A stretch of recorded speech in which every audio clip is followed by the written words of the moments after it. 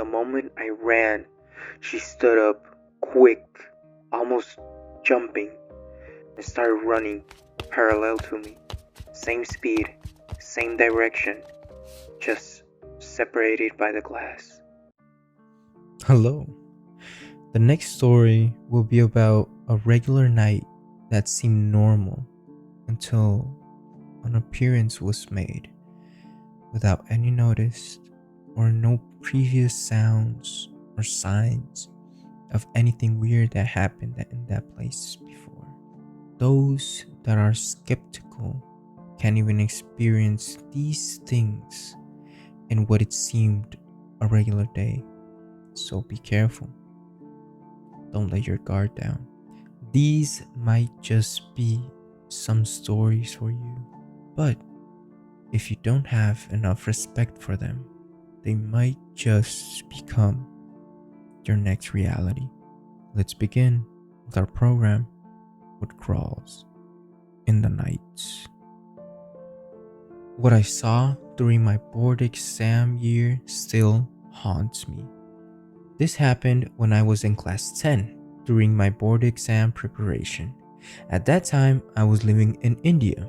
That year was already stressful, and we had just moved into a new apartment a few months earlier. One night, after studying late, I switched off the lights and lay down to sleep. The room wasn't completely dark. Moonlight and street lights filtered in through the windows. My bed was placed right beside that window, so everything was faintly visible. I was laying on my back when I casually glanced towards my feet.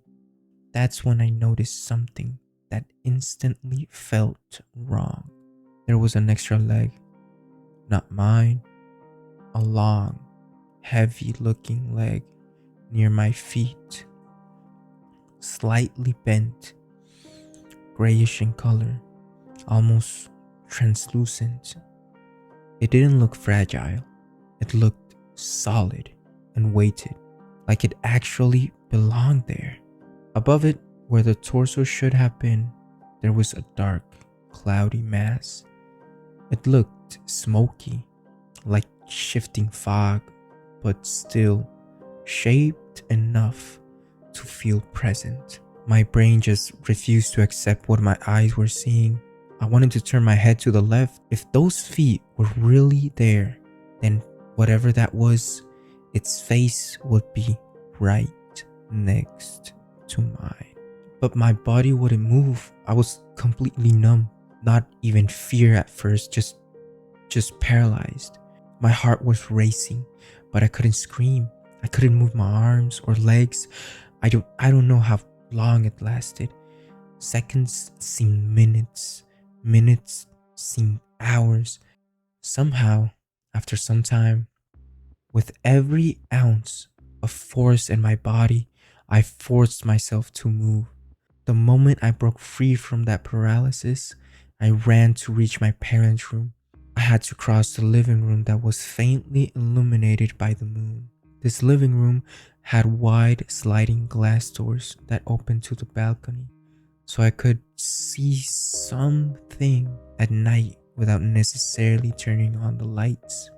I have to specify that we were on the 5th floor. As I ran parallel to those glass doors, something outside caught my eye for a moment. There was a figure sitting on the balcony, unbothered.